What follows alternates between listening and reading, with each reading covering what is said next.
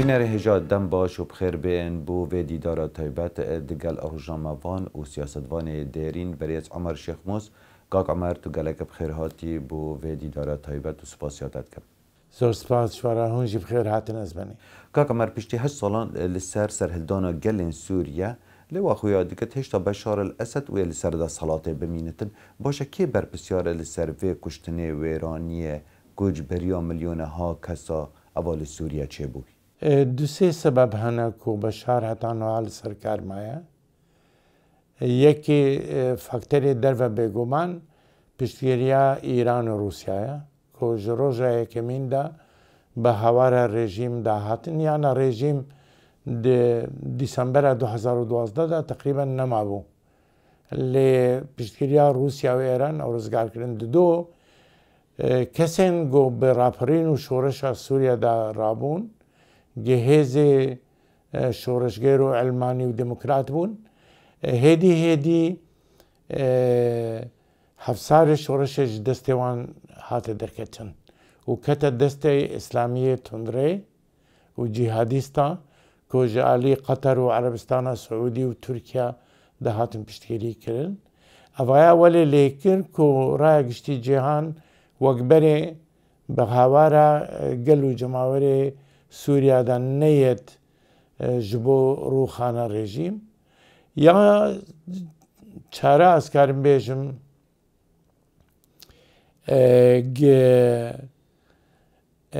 هند هیزن کاریگر دخواستن رژیم اسد بگوهرن به دودلی پشتگیریا اپوزیسیون سوری کرن باشه شاشتی لکی ببو شاشتی ل اپوزیسیون سوری بو یانجی لجواکان افنه توایی بو یانجی بشار الاسد بخو بهیزه شاشتیا هری مزن یکی جواتا جهانی برنگه که بهیز گاو ناویتن رژیم اسد بگوهرتن وقت چاوال لمصر لتونس لليبيا بو انجمن اسایشا ناونتوایی شلل بو جبرگو چین و سوویت همو جارک ویتو بکارتانین جبر ویا انجمن اسایش نماکاری بو گاوا باویشه و گولیجی دن گاوا بیتن اویک یاد دیا شخصیتی هزی اپوزیسیونه بو گیرتی نبون و ریدان که ولاتین هرمی بریار لسر استراتیجی آوان بدن یا سیا وقت مگود او پشتگیریا که ایران و روسیا برنگه کی پرفره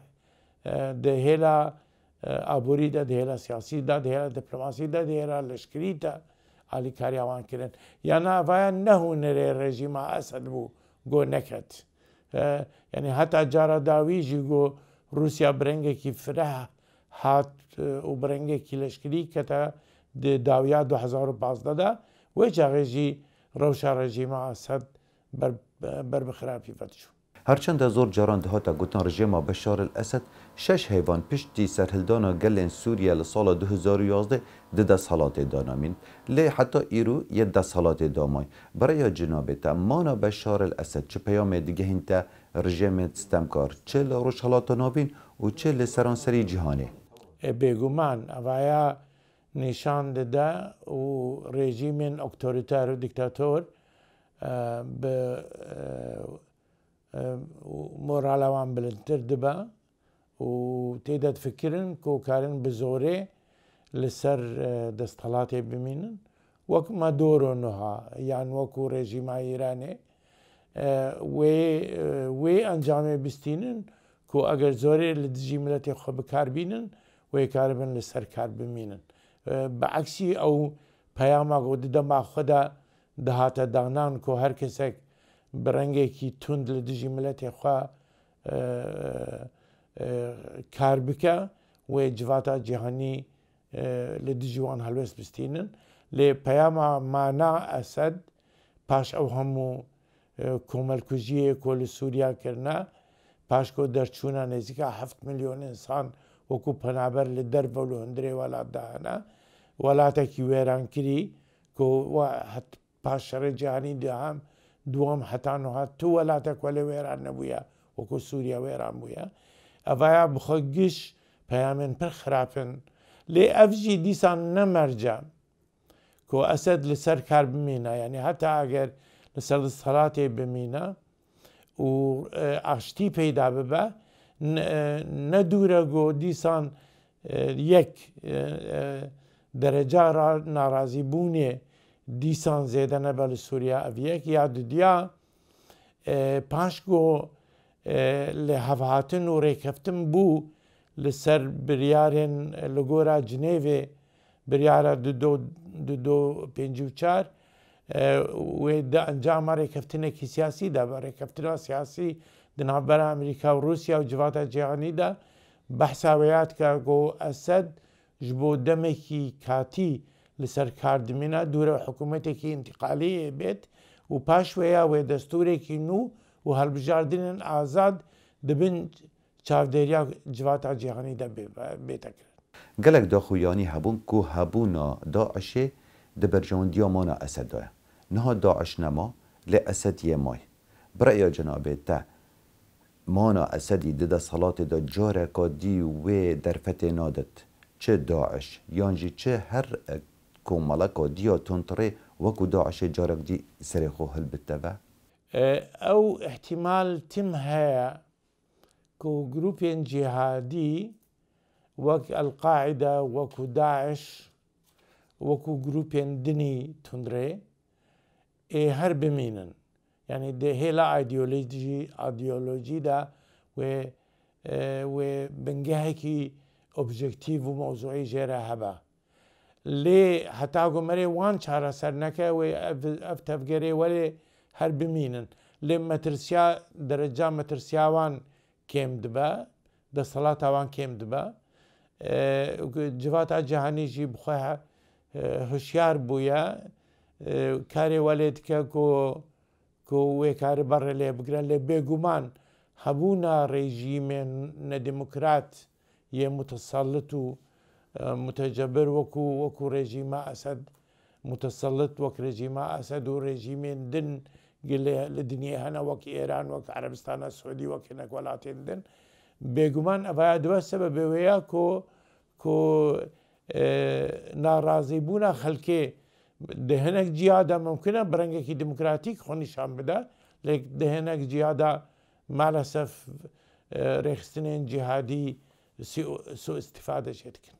Belê kak Emer welatên wekû Amerîka û Ewropa çi stratejiyekê rûn û aşkira hember rewşa Sûriye nebûn. Serokêberî Amerîka Barack Obama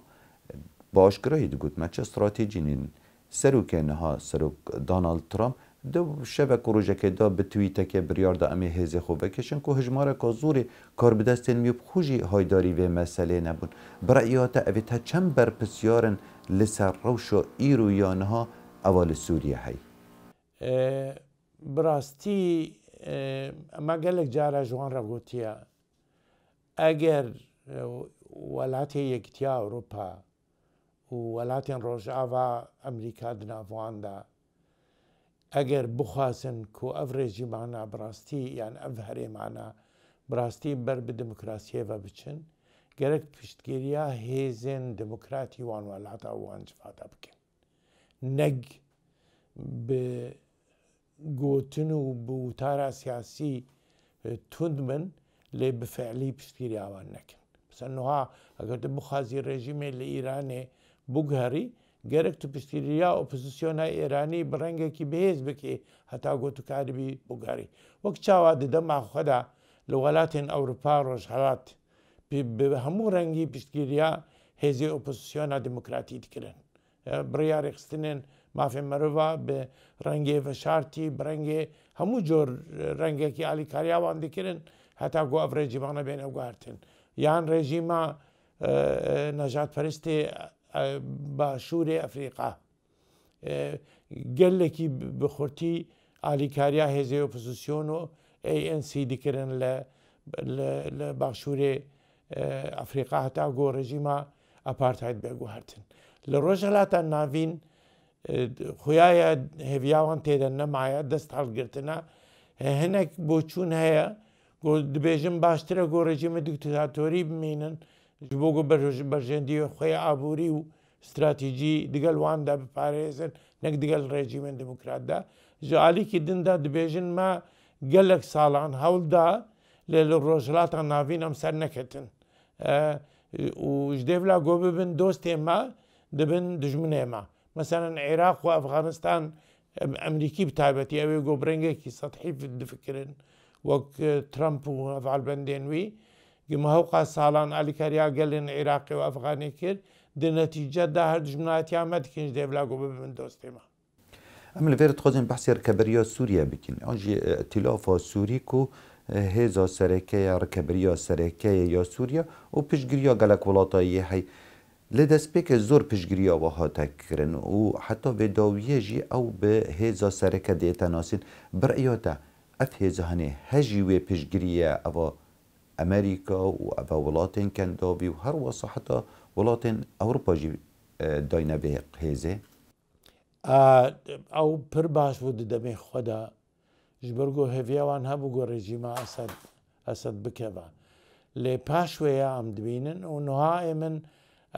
ez wan intervîwê sefîrê berê yê Erebistana Siûdî û dûrebû serokê mixaberatê Siûdiyê Bender bin Abbas Emîr Bender sê çar intervîwê pir giring dana beşê Erebî rojnama Independent ya Brîtanya di wira de behs dike gelek proje hebûn ji bo rûxandina rejîma Esed heta got digeha koşka spî li koşka spî Obama qebûl nedikir got bicîbîne meselen Petraeus qebûl dikir Hillary Clinton qebûl dikir gelek berpirsyarê dinê Emerîkî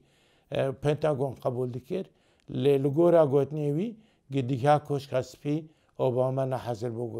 gava bavêje û niha jî em dibînin ku bo çûna serok Trump û piraniya kesên got di birêveberiya wî de ye û welê difikirin ki rojhilata navîn ji wan re ne giring e ji ber got ew bi rengekî bihêz digel berjewendiyê xwe digel İsraîl û welatên kindavê de temîn kirine wek Erebistana Siûdî welatê Xelîc ji ber wê ya welatên dinê rojhilata navîn nexwazkirin in metirsiya Îran tiştekî din e û çekên navbekî Îranê tişkî din e stratîjek danîne ji bo Îran lê merê nizane çi qasî ciddî ne û çi qasî li ser berdewam dibin. باش اگر ام تماشای باکور و روشهلاتا سوریه بکین ده سالا داریه که الویره هی خودان هیزکا سیاسیه خودان هیزکا لشکریه الویره ده سالا داریه و ریوبریه که هی پریوه دبتن اگر ام بیجین ائتلاف سوری نه هجیوه پیشگیریه بو باش اوه هیزکا دموکرات خوازه باوری به بهاین دموکراتیه تن باوری به پیک ویژانه تن چما او پیشگیریا و صابوی نای تکرم لآلی سیاسی و مبستام الویره و به تایبت امریکا همی هستد کن که دو دل لسر پیشگیریا به هزه اوان برنگکی باش د شر داعش دا علی کاریاوان کرنا پیشگیریاوان جی کرنا نوهای ویس به بریارک هات استاندن گه امریکا دی هزه خوب تمامی نکشینه و سرک ترامپ بخوا بلاف کرد گه و 400 لشکری امریکی بمینن لحریم باکور روشهلاتا سوریا جبو پراستنا هریمکی دجفرین به علیکاریا هیزن ولاتین روجاوای اروپا وک فرانسا آلمانیا بریتانیا اوaya tiştekî nû ye lê ez bême ser pirsyarata yanî aliyê giringî pirsyarata em xwe hel nexeletînin yanî berjewendiyê piraniya welatên cîhanê digel dewleta Tirkiye da digel dewleta Îranê da digel welatên Erebî de ji wan re giringtir e ji danûstandin û berjewendiyê wan digel milletê Kurd de yanî ji ber wê ya gerek em şaş bîr nekin demekî katî tê yanî îcar ew li ser Kurda dimîne got çi qasî ژیرن چقاسیکارن ژێ فێدە بکەن بەرژەوەندیە کوردان دەگەل هەنێک وڵاتێن جیهانی وڵاتێن ڕۆژاوا هەفتوو دیگرە ji بۆ دەمەکی کووردا وەک دەما شەڕێ داعش لە عێراقی و لێ سووریا لێ ئەڤایە وەیە نابە استراتیژیەکی هەردەم و دوور درێژ بەرژەوەندیە خۆ دگەلوان وڵاتی دندا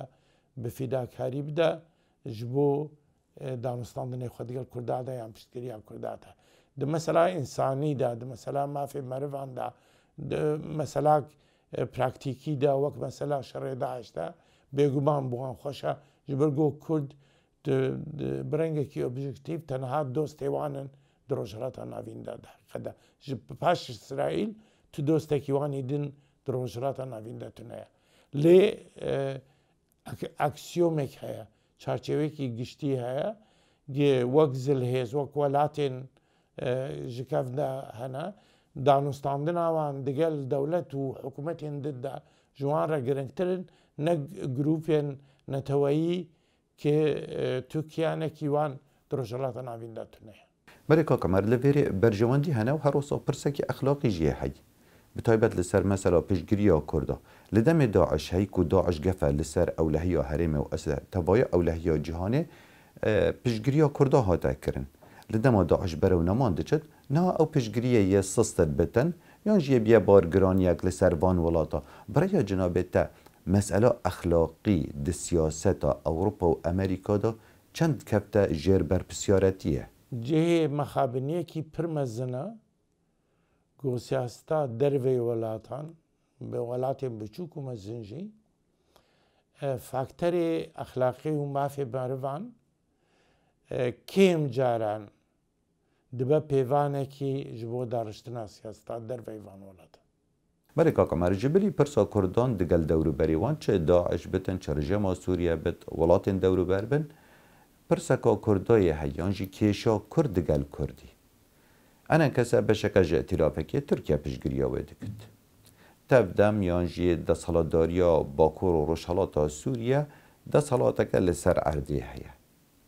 Erê ne wexte careka dî pêdaçûnek bikin ku hemû alî dizanin cidabûn û alûziyê wan û nakokiyê wan ziyaneka mezin û zerereka mezin gihandiye dûza Kurdan li Rojavaya Kurdistanê.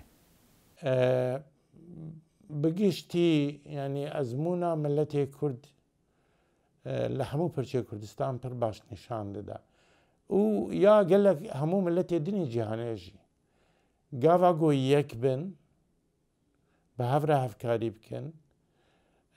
armancê wan nêzîkê hev bin platformekî wan yekgirtî hebe wê serkevin lê gava got belawela û tarûmar bin ser nakemin dicêr dikevin. Evaya rastiyeke di jiyana hemû milletekî de û ev rastî ji bo Kurdê Rojava jî li ber çava ye. Gerek bi hemû rengî gava got metirsî peyda dibe pêwîst e bername xwe bikin yek hevkarî bi hev re bikin daxwaziyê xwe mesela niha pêvajeyek dest pê kiriye û gelek kes ez bi xwe yek ji wan im em hewl didin ku ema nêzîkî hev bikin çi di danûstandinê digel hikûmeta Sûriye de çi di danûstandinê di Cinêv de çi di danûstandinê digel Emerîka û Rûsya de bi rengekî yekgirtî bi platformekî yekgirtî bi hevkarî bi hev re wan daxwaziya pêşkêşî van cihata bikin. Yani mesele gihaye derecakê got insan pê dikene û digirîjî hikûmeta Sûriye gi danûstandinê ban re dike dibêje di nav xwe de li hev bikin dûre werin danûstandinê me re bikin. Baş e ev hewlên hewa li çarçêva pêşniyaza kenekê ye? Na bêguman gava kenekê baş bû yanî gavekî pir baş bû enekesê jî bersiva wê daye hinek merç hene hinek alozî hene lê pêvajo dest pêkiriye got ew rastî tê qebûl kirin got gerek danûstandina bi hev re bikin mesela enekesê dibêje ez digel kenekê de danûstandinê nakim ez lê ez amade me digel PYD de bikim yan digel tevdemê de bikim کە پێشنیارە خۆکریا لە دوورە حەزرە بناوێ ئیدارە زاتی برێڤەبەریا زاتی دانوستاندنان بکە. ینی هەنێک مەسەلەی تەکنیکی هەنە ئەv پێواژۆیە دانوستاندنان بەر بپێشدا هەرە لێ ئەو ڕاستی هاتیە قبولکردن چونکە وەکو ئەس ئاگادارم چه ئەمریکا چ ڕووسیا چ حکوومەت ئاسووری چه هێزن کوردستانە عێراقێ ژوان ڕێگوتنە گۆیتر ji ber ku hûn li ber metirsiyekî pir mezinin ji ber wêya gelek hûn bi hev re hevkarî bikin û hewl bidin got siyasetekî yêgirtî hebe digel van hemû cihetên got biryar didin li ser paşa roja Sûriya û Rojava jî. Helbet ene kese yan jî tevdem yan jî desthilatdariya Bakur û Rojhilata Sûriye divê hindek pêngava pavêjin. Çi pêdiviye ew her du alî bikin? ئێمە ئەو پێواژەیە گۆ ئەس تێدامە مە ji ڕێکەفتنên هەولێر و دهۆکێ دەست پێکردە وەک بنگەهێکێ گەم li ser wê ava bikin. Ev yek a di dwa ev meselan vekirina bîroyên partiyên NKSê li Rojava gavekî pir baş e. Berdana girtiyên wanî siyasî gavekî pir baş e. ئامادەکردنا گۆ داوە wan dikin got bi hev re kar bikin pir baş e. Hevaleyên NKSê ketine ber du kevra. Yek jê bi îtilafê vegirêdayî ne lê îtilaf bi stratejiya Tirkiye vegirêdaye. û NKSê di rewşekî pir xerab debû ku Efrîn hate girtin welê bawer dikin ku Tirkiye wê îdara Efrînî teslîmî wan bike. Lê Tirkiye teslîmî leşkira azadê binav leşkira azadê Sûriya kir ji dev û xelk milîşyayê got serbiwanin teslîmî NKSê nekir. Yani ji bo got şerîyetekî jê re peyda bike. Ji ber vê ya gerek xwe hinekî dûrxin ji wan siyasetên nerast got bi stratejiya Tirkiye vegirêdayî ne. Yani ji ber wê ya NKSê gerek hine gava bavêje heta got zemîne xweş bibe karibe digel îdara zatî yan Hêzên Demokratê Sûriya da kar bike. û eger niyet hebe ez wa bizanim rewşa gotê pêş rehmetî Mam Celal gotinekî wînî bi navdeng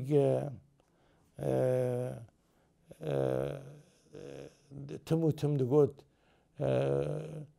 şeqê derzeman wê me meşhûr bike got em hinek kara bi hev re bikin. Yani rewşa cîhanî rewşa herêmî rewşa Kurda û metirsiyê got li hemberî wanin wan mecbûr dikin ku bi hev re alîkarî bikin. Ew metirsiya ku niha li ser Rojava heye û gefên got Tirkiye dike gibê herêmên Rojavayê Bakurê Rojavayê Kurdistanê dagîr bike. Ev bixwe gefekî pir cêgay metirsîdar e. Me dît got li Efrînê çi kir ji ber wê ya evaya wan mecbûr dike got bi hevdû re hevkarî bikin. Ya didiya ew biryare got Serok Trump dayî ji bo vekêşana hêzê xwe demekî nemelûm bû wê çi qas zû be wê bi çi qasî fireh be wê çi bibe ev jî ew prosesê ecelettir kir ji ber wê ya. Yadin daxwaziya gel û cemawerê Kurdî ye. Gel û cemawerê Kurdî dawe li hêzê xwe dike got gerek bi hev re kar bikin. Erê hêvî hene her du alî bikarin pêk ve kar bikin yan jî çi aliyeka dî ya siyeh heye yan jî welatek dikaritin wan her du aliyan li ser mêzeka danûstandinan kom bikit. Niha belê di dîtina min de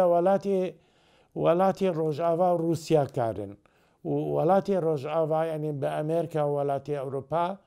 Rûsya jî ji alî xwe da niha vangava davêjin. Hikûmeta Herêma Kurdistanê bi yekêtî û bi partî jî ew jî li ser vê kar dikin. Lê mumkin e tesîra û kargeriya Amerîka û welatên Rojava Rûsya zêdetir be. Niha divan roja da hinek civîn dibin. Ez bi xwe di hinek hata beşdarî dikim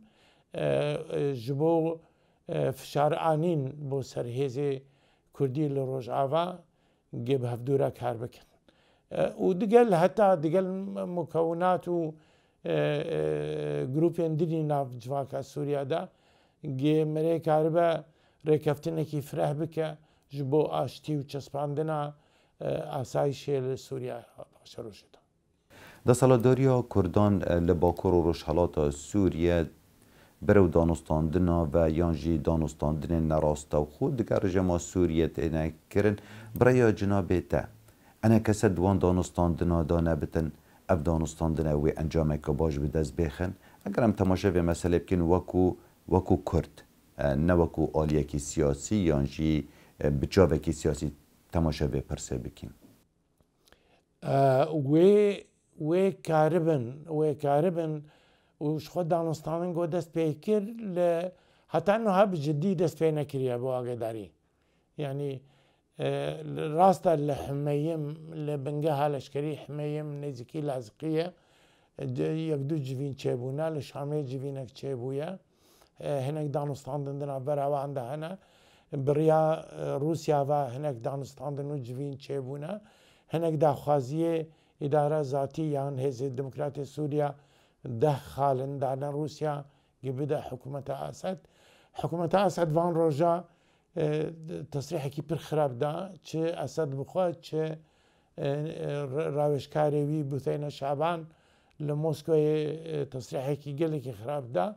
lê gem otonomî qebûl nakin otonomî manavê perçekirina Sûriyaya yan Esed hereşe kir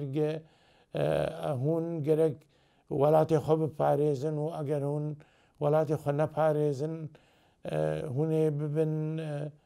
fîdakariya welatên din yani meqseda wî wê Tirkiye bê we dagîr bike em wê çaxê we naparêzin yanî evaya ne siyasetekî eqlane ye lê ev nîşan dide lê zemîne heye ji bo danûstandinê zemîne heye ji bo danûstandinê û hikûmeta Sûriya danûstandinê zêdetir bi îdara zatî re dike ji ber ku enekesê beşeke ji îtîlafa opozîsyonê ji ber vê ya danûstandinê digel wan de nake lê danûstandinê digel hikûmeta Herêma Kurdistanê dike û bi rengekî îndîrekt danûstandinê digel wan de dike yanî pêvajiyek heye ji bo danûstandinan hikûmeta Sûriya niha yanî li gora ew destûra gotiya amadekirin û Rûsyayek ji wan heye û Amerîka û Rûsya li ser ya danûstandina dikin mesela hikûmeta paşeroja Sûriya hikûmetekî laberkezî be hatiye çispandin di wê destûrê de û li ser wî prensîpê li hev kirine mesela mafê ziman û mafê çandî ji bo miletê Kurd jî hatiye qebûl kirin hinek mercê din hene hinek aliyê din hene mumkin e gihêzê çekdar wê çi bi ser dabê mesela dahata çûka herêmên Kurdî gelekî dewlemendin li Sûriya bi petrol bi gaza siruştî bi av bi çandiniyê bi serweta heywanî yanî ji ber wê ya dahatê herêmên Kurdî gelekî giringin ji bo proseya avadankirdina Sûriya ji ber wê ya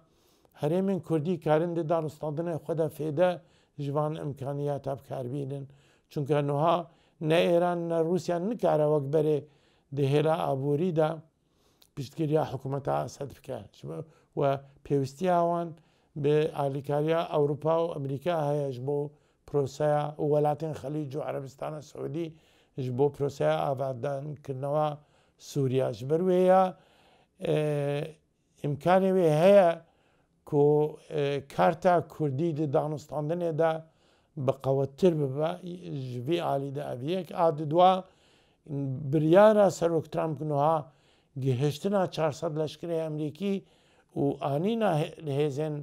Emerîkî û Fransawî û Almanî û hinek welatên din bo rojava ev bi xwe dîsan rewşa wan baş dike ku di danûstandinê nêzik de کاربن برنگێکی لێ وەک مگوت پێویستە و هێزێ کوردی چکەنها بفعلی لەسەر عردێ نەک تەنێ هێزێ دموکراتیکە سووریا و ئەنەکێ سێنا بەرکو هەنێک هێزێ دن هەنە گۆ گرنگن بسەن وەک پارتیا کاک حەمید دەروێش گۆ نوترالە دووەختی خۆدا دەگەل ئەنەکە سێدا بوو لێ نوها سەر بخۆیە یان هێزا یەکێتیە دموکراتیا شێخ عالی محیدین شێخ عالی ئەوانە ناو جەماوەری کوردیدا هێزێوانە حساب ژوانە تێکردن خەڵکێوان هەنە هەندوردا جەماوەر پشتگیریاوان دیکە یانیش بەروەیە پرۆسەکی چێ ببە نوها چه کەنەکێ و چه ئەنەکەسێ حساب جوان هێزارە دکن گۆ نەدگەل هەردووە ئالادانێژی یعنی ژڤینێ گشتیدا تم ئەوژی بەشدارن دوێیادا ji ber wê mumkin e di encama danûstandinê got li Kurdistana Iraqê dibin digel hikûmeta Herêma Kurdistanê digel Yekîtî Niştimanî de digel hikûmeta Iraqê de digel Rûsya de mumkin e karekî welê bibe gowan di evê de bikaribin ku platformekî yekgirtî ji wan re bibînin. بله کاکا مر پرسیارا من یا دو ماهیه لسر مثلا دستور سوریه یان جارش نویسا دستور سوریه او روسیه ایران و ترکیه دنویستن وکو جنابه تا بحث کری دوی دستوری دا بحثی هندک مافین کردانیان دوی رش نویسا دستوری دا بحثی هندک مافین کردان هاتی نکرن لگرم تماشای داخویانین بتینا شعبانی بکین شیردوانا اسدی جه ترسنه یان جی نراحتیه که بو هر آلیه که گرنگی به تبع پرسا سوریه نراحتیه که پیدا دکت برای جنابه تا رژیم سوریه دگل مانوی ده سالات دکارت و سیاستا جبری سال 2011 بیگ بین تبع یعنی جی بردام بدل سر همان سیاست و عقلیتا بری سال 2011 تشتك هي قوت راستيك هي لسوريا اف قوتنا اسد بوثينا الشعبان تمثيلا راستيا روشي لسوريا ناقا ابيك حكومتها سوريا تم مجبورة كو دقل كردا وكمايتي اندن وك كريستيانا وك ارمنيا وك دروزا ريكفتني بكا چونك بخوا علوينا وعلوي كمايتي كي بچوكا د سوريا صدي 11 جنابن جه خلق سوريا جبرويا د پاشروجا خودت فكرن وتم لكردا ولدروزا ولكريستيانا ولينا الريا وتركمانا حتى افانا وكاربن وان بباريزن جه كشتاركي بكومل اگر هاتو هيزي سني عربي جهاديست بين سركار لسوريا يا سركمن يعني دوي برجوانديا پاشروجا خدا هلوستا واندگل كردا دا و باشتر با نگو خرابتر ببا اوايا ممكنه جبو رازي كرنا هناك جروبين بعثي ناسيوناليستين عرب فانتشتاتكن يعني ممكنه بشك جليستكا دانستان دنارا برئیس عمر شیخ موس روزنامه‌وان و سیاستوان دیرین گلک سپاسیا جنابت هدکم سپاس شوارجی هر بیشتر